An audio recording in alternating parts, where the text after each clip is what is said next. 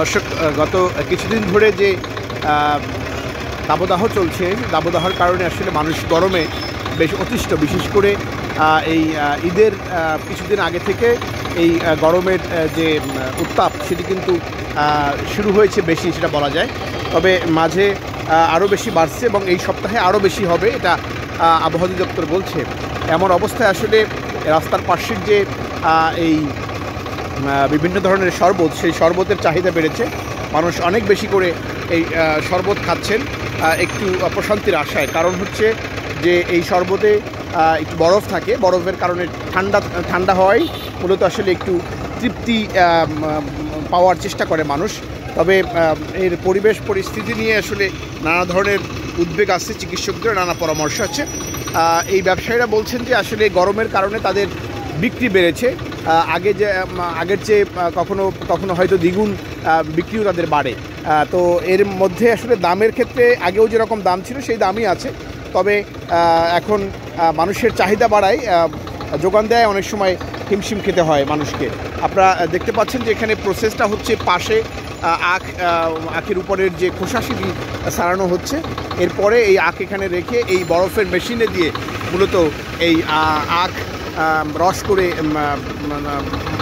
গ্রাহকদেরকে খাওয়ানো হচ্ছে। আমি বিক্রেতার সঙ্গে একটু কথা বলি যে আপনি একটু বলেন যে গরমের তো তাপ অনেক বেশি, এখন মানুষ অনেক বেশি অতুষ্ট, আপনার বিক্রির কী অবস্থা একটু যদি বলতেন।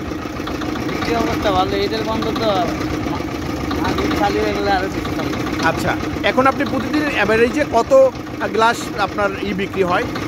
300-400 গ্লাস, প্রতি গ্লাস হচ্ছে 20 টাকা।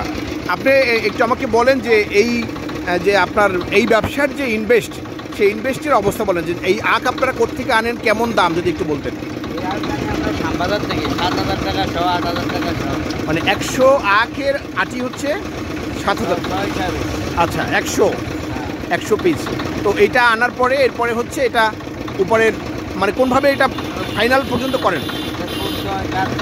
আচ্ছা আচ্ছা, এরপরে আর এই বরফ হচ্ছে কোত্থেকে আনেন? আইসক্রিম ফ্যাক্টরি থেকে, সূত্রাপুরে। তবে একটা বিষয় হচ্ছে যে ডাক্তাররা অনেক সময় বলেন যে আপনার যে এই বরফগুলো অনেক সময় মাছের বরফ আনা হয়, তারপরে হচ্ছে পরিবেশ পরিস্থিতি নিয়ে অনেকে অনেক কথা বলেন। আসলে আপনার কি বলেন?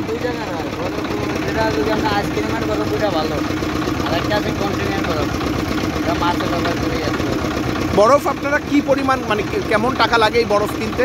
বরফ ওই ভালোটার দাম হলো বেশি। আচ্ছা, না 1 কোয়ার্টার 100। আর ওইটা আমরা 60 টাকা। 60 টাকা কম। তা আপনারা কোনটা ব্যবহার করেন? আমরা আইসক্রিমটা ব্যবহার করি।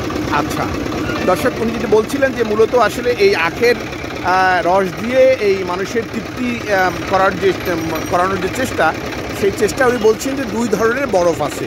একটি বরফ হচ্ছে আইসক্রিমের বরফ, আরেকটি হচ্ছে কন্টেনারের বরফ, যেটি মূলত মাছের বরফ হিসেবে বিক্রি হয়। কিন্তু তাদের ভাষ্য যে তারা চেষ্টা করেন যে ভালো বরফটা দেওয়ার জন্য, যেটা তাদের কাছে অনেকটা স্বাস্থ্যসম্মত বলেই মনে হয়।